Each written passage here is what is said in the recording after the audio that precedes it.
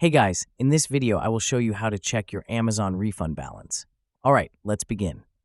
Start by opening the Amazon app. This works the same on both iPhone and Android. Once you're in the app, tap the three lines at the bottom right corner to open the menu. From the shortcuts list, tap on Your Account. Scroll down to the Payments section and select Your Payments. This will take you to your Amazon wallet. At the top, tap on Transactions under the Amazon Pay section. Here, you will see a list of your transactions, including purchases and refunds.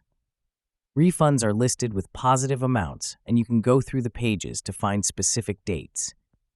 Tap the blue link next to the transaction to view the full refund details. This page will show you the order number, refund method, and the exact amount returned. The refund typically goes back to your original payment method, such as a credit card, and you can verify it on your card statement.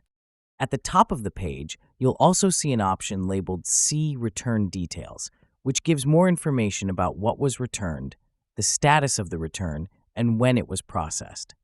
So that's basically how you can check your Amazon refund balance. And that's it for this video. If you find this helpful, consider subscribing and giving this a big thumbs up. Thanks.